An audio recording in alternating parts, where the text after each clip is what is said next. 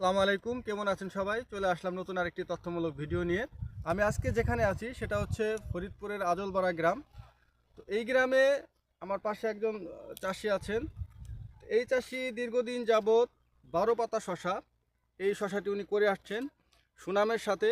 এবং এই শশাটি উনি ওনার এখানে জায়গা যতটুকু আছে, তো সেই জায়গাতে উনি খুব উচ্চ মানের ফলন উনি সংগ্রহ করছেন। তো দেখেন, আজকে আমি আপনাদের কাছে আসছি এবং এই চাষির সাথে আজকে সাক্ষাৎকার নিতে আসলাম। আসসালামু আলাইকুম। ওয়ালাইকুম আসসালাম। কাকা, ভালো আছেন আপনি? আলহামদুলিল্লাহ। তো আজকে আমি আপনার খেতে আসলাম। তো এই শশাটা আপনি কতদিন ধরে করছেন? আমি অনেক দিন যাবৎ দীর্ঘদিন ধরে এই শসাটা করি। তাই না? যাক, আলহামদুলিল্লাহ। এই শশা কি জাতের শশা? এটা 12 পাতা, নাম 12 পাতা। 12 পাতা শশা উনি দীর্ঘদিন যাবৎ করছেন এবং এখান থেকে আপনার কি পরিমাণ ফসল হচ্ছে বা এটার কিভাবে যত্ন নিচ্ছেন, এই বিষয়টা যদি আমাদেরকে একটু বলতেন। আমি এই শসাটা দীর্ঘদিন যাবৎ করে আসছি। আমার আল্লাহর রহমতে খুব বাম্পার ফলন। আমি প্রতি বছরই এই শসাটা করি। তবে আমি এই শসাটা কার্তিক মাসে লাগাইছি।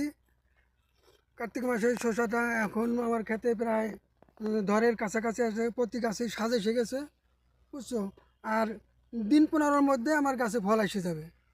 আচ্ছা দর্শক, দিন 15-র মধ্যে যেহেতু ওনার ফলন আসবে, তো আমরা পরবর্তী স্টেপও আমরা এখানে আসবো, উনি আসলে কী ধরনের ফলন হয়, কীরকম ফলন হয়, এই বিষয়গুলো আপনাদের সাথে শেয়ার করব।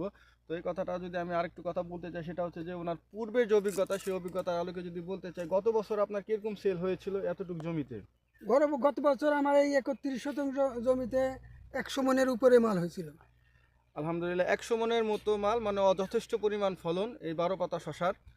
তো আসলে এই বীজটি আপনি কোথা থেকে সংগ্রহ করেছিলেন?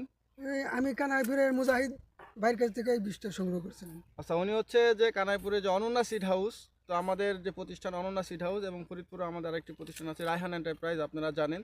তো এই রায়হান এন্টারপ্রাইজ থেকে উনি 12 পাতা শশাটি আমাদের এখান থেকে সংগ্রহ করেছিল।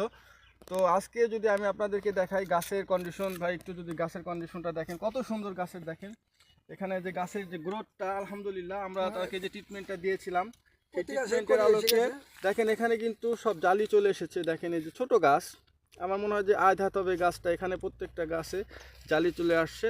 তো এখানে আমরা যে বিষয়টি লক্ষ্য করতেছি যে এই গাছে যে সাদামাছির আক্রমণ দেখা যাচ্ছে, যে আপনারা দেখতে পাচ্ছেন যে হালকা ঝাঁকি দিলে হালকা যে সাদা সাদা পোক যেগুলো, এগুলো উড়ে।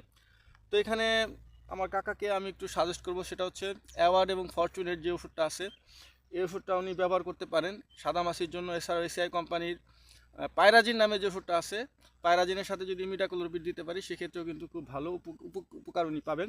তো তার আগে ওনাকে আমরা যেটা করিয়েছিলাম, সেটা হচ্ছে যে ওনাকে আমরা কপার অক্সিক্লোরাইডটা দিয়েছিলাম, যেহেতু একটু হলুদ বর্ণ হয়ে গিয়েছিল। সেটা দেওয়ার পরে আপনার কি গাছের পরিবর্তন এসেছে কিনা? এটা গাছ দেওয়ার পর আমার গাছ পরিবর্তন হয়ে গেছে। যাই হোক, এই গাছের এবং আমরা সব সময় ওনার পর্যবেক্ষণের মধ্যে আমরা আছি।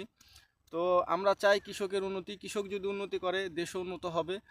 তো আজকে এতটুকু আশা ব্যক্ত রেখে আজকের ভিডিওটি আমি শেষ করতে যাচ্ছি, এবং ইনশাল্লাহ পরবর্তীতে কী ধরনের রেজাল্ট হয়, এই রেজাল্টগুলো নিয়ে আবার আপনাদের সামনে আসবো। সবাইকে ধন্যবাদ। আসসালামু আলাইকুম ওয়া রাহমাতুল্লাহ।